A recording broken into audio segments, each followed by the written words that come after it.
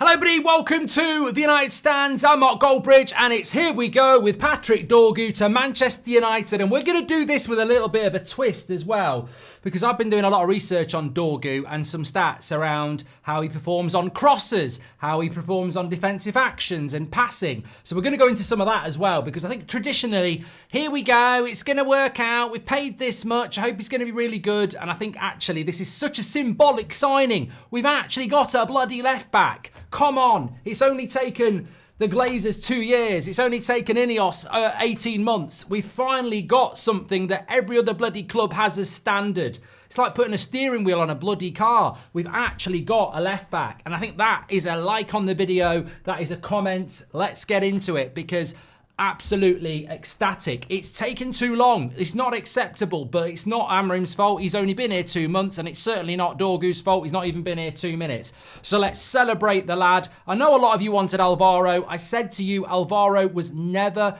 going to happen. Never going to happen. It wasn't. It was a smokescreen, and effectively, that wasn't going to happen. Would I have preferred him or not? It doesn't matter, actually. What I can do is compare Alvaro to Dorgu. Should we do that? Should we do a comparison on Y-Scout as well? We can do that. But this is the breaking news. Fabrizio's been hinting at it all night. All I'm going to say, Romano, is stop doing eyes and egg timers fucking 4 hours before it's Here We Go.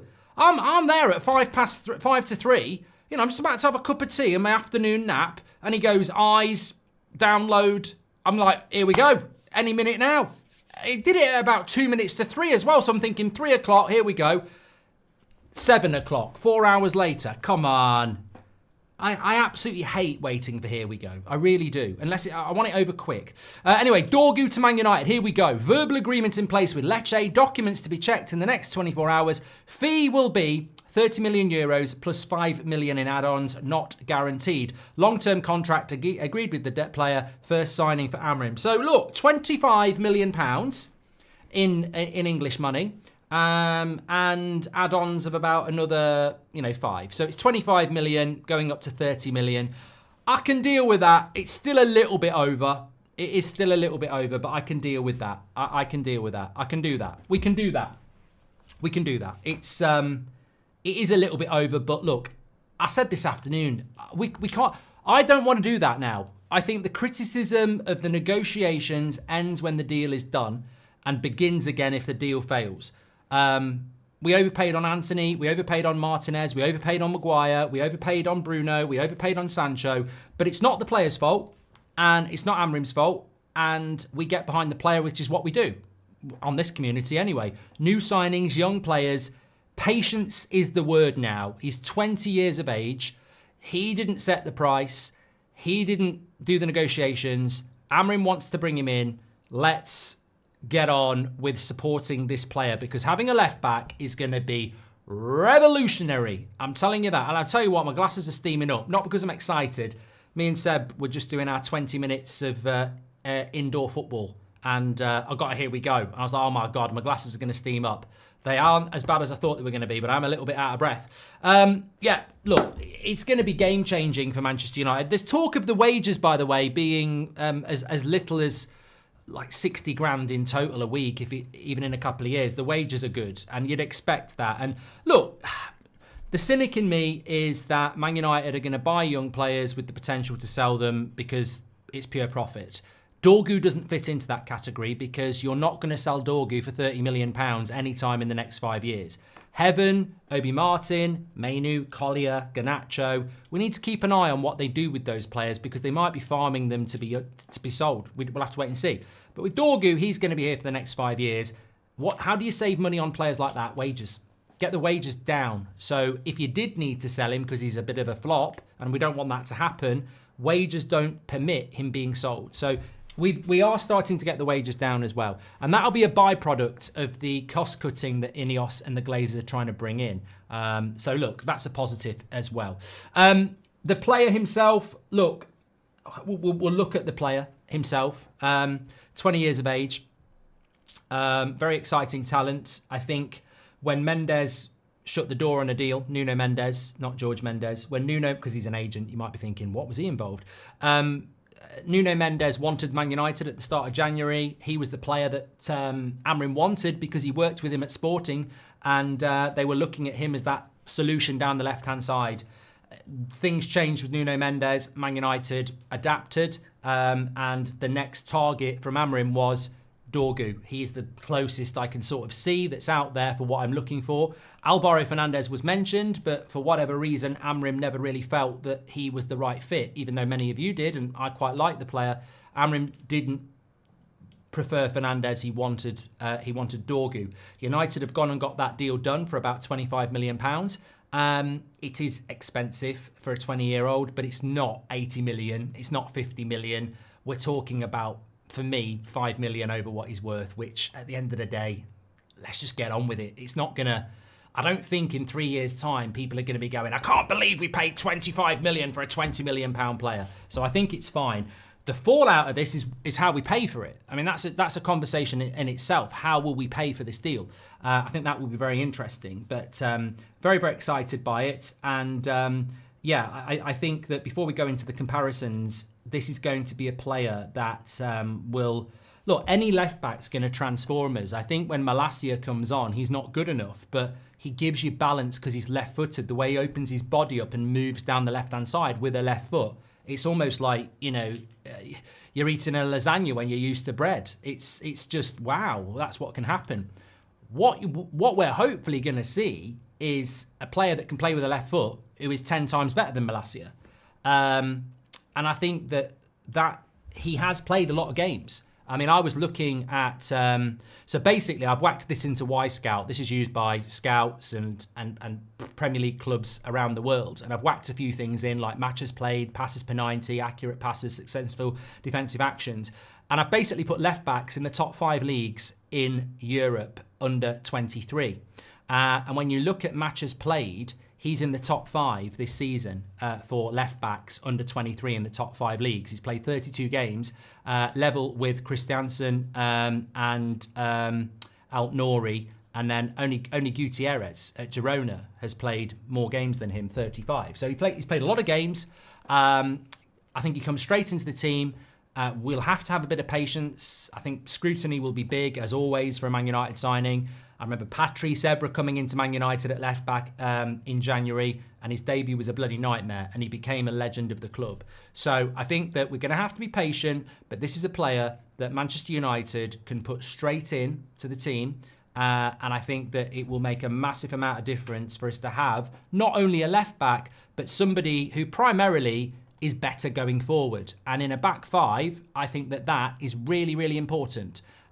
We don't need a defensive left back. We need an attacking left back who can get forward. Obviously, he's played off the right wing for Lecce as well. So I think that this is really exciting. And with the experience of Martinez and Maguire and De Ligt in that centre-back 3, I expect to see a left back that's getting forward. I expect to see a left back that's putting crosses into the box, which is quite interesting, actually, because that's where I'm going to go next. So we're looking at this current season, left backs under 23 in the top 5 European leagues. So if I said how many crosses per 90 is Dorgu putting in, and I've clicked something completely wrong there because I'm a prat. So crosses per 90 for Dorgu. Oh, idiot. Where is he? Here he is. So Dorgu, crosses per 90, 2.3 with an accuracy of 32%. Now, compare that to Alvaro Fernandez at Benfica. He's putting in 2.4 crosses per game with an accuracy of 20%. So straight away, roughly the same crosses going in per game. One's at Benfica, a league leader. One's at Lecce, a relegation candidate. Dorgu is putting in the same amount of crosses, and he has a 12% better accuracy on those crosses. So that is a positive as well. What about successful attacking actions per 90? So this is how many attacking actions they're doing per game. Obviously, you've got people who are, let me just click that. I want that one. No, not defensive. Here we go. I should have practiced this better, but we're live. Successful defensive actions per 90. So if you look at somebody like Alphonso Davies, he's doing 3.6 per game. Yeah. Alt-Nouri's at 3.3. Alvaro Fernandez, 3.08. Patrick Dorgu, 3.06. So, again, roughly the same successful defensive actions, but again, he's doing it in a relegation team, whereas Benfica aren't a relegation team. Other interesting things for Dorgu as well. Offensive duels won, 50%. Alvaro Fernandez is at 45. Out Nouri's at 40%. So there are, he's pretty good in the offensive duels. We've mentioned crosses as well. What about defensive duels won? He wins 62% of his defensive duels, which puts him into puts him ahead of the likes of, I'm just looking at people that you might know. Out Nouri's at 62% as well, obviously defensive with Wolves. Livramento is 60% as well at Newcastle. Interesting on that one, actually. What else have we got with Dorgu? I bloody lost him now. Here we go. Passes per 90, 31, with a passing accuracy of 83%. I think that's very high, actually, 83%, when you consider that, he's not meant to be, he's not the finished article yet. Again, Alvaro Fernandez at Benfica is also 31 passes per 90, around 80% accuracy. So there's a lot of potential with this player. And I think we've got to take that potential and hope that we can build that potential into something really, really exciting, of course. But I think it's a good signing. I do. I mean, look, I don't want to boast about my career mode, which is currently redundant. But in my EAFC career mode, I've got Dorgu, and I've had him since last September. And I bought him because he's an up-and-coming left-back with the potential to be a superstar. And although that's a computer game, I think that's exactly what we're doing here. We're bringing in a player with the potential to be brilliant. And I really hope that INEOS can change the course of Manchester United. I'm not happy with the start of INEOS at all. I don't get the sympathisers. They've cut money to charities. They're increasing ticket prices. They're knocking Old Trafford down. They're making people redundant.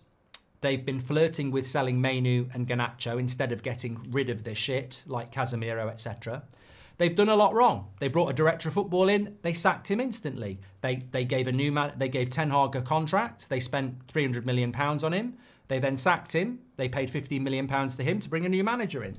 There is a lot of things that INEOS have done wrong.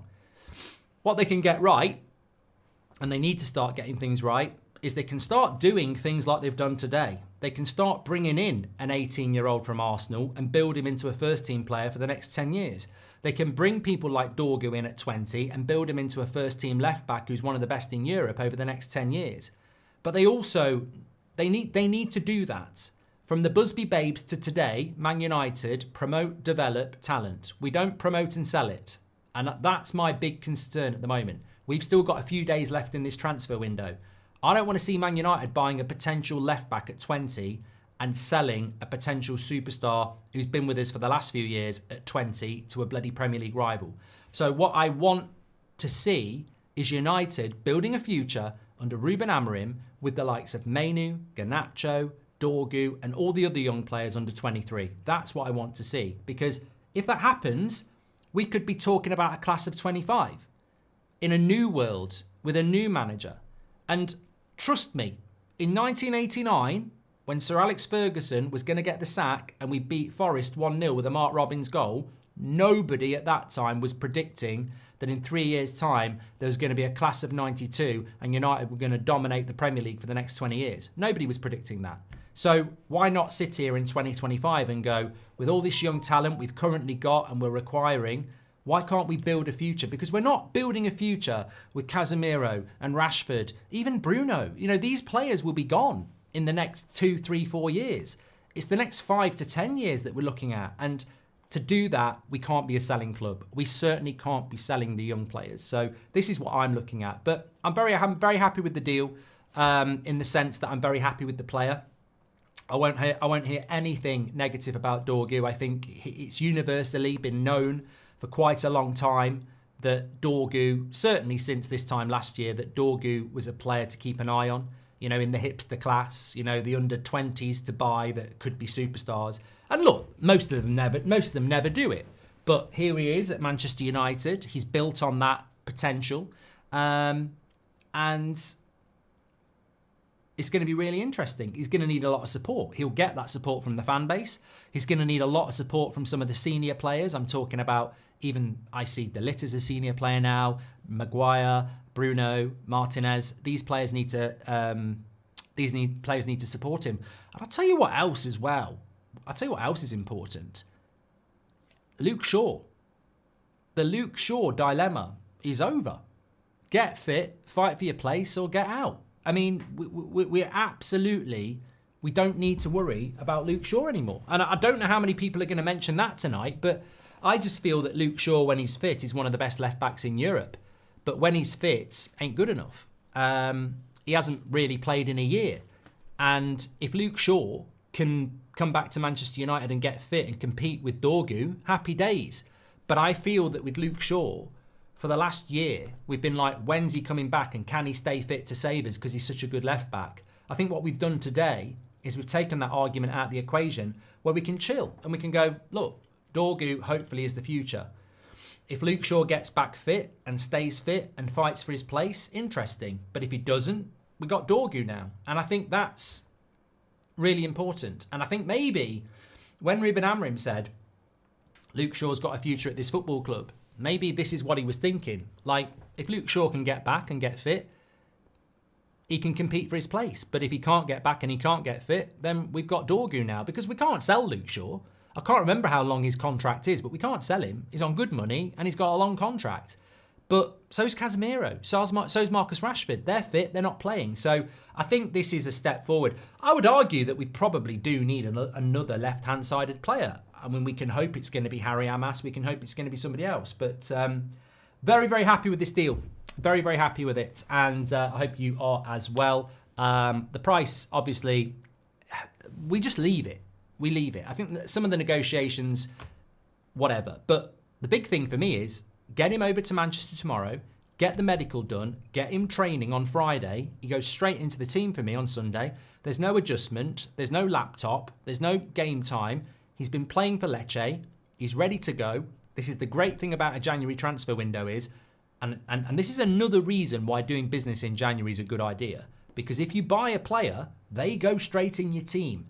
None of this, computer says no, he's not had a pre-season, he needs to get adjusted to the pace of the league. Straight in, let's get involved. So yeah, happy with this deal. Finally solved an issue at Man United at left back. Well, I say finally bought a left back. Hopefully we've solved an issue. There is an 8 o'clock show, so I'm not going to dwell around. And also, when it's a here we go, I like to keep the video short for prosperity. So absolute 20,000 legends. Thank you very much for tuning in. We are back live at 8 o'clock. I've got loads to discuss about Casemiro, about Marcus Rashford, about Garnacho, and a hell of a lot more. So we have got an 8 o'clock show for you. You truly are blessed tonight, and we've had a here we go as well. I'll see you all at 8 o'clock. Take care, everyone. Make sure you smash a like on the video. We finally got a left back. We've only got 3,000 likes. I want to see at least 30. Smash a like. We've got a left back. We move. Here we go. Welcome to Manchester United, Patrick Dorgu. Let's hope he's going to be as good as Patrick or Patrice Evra. Speak to you in a bit.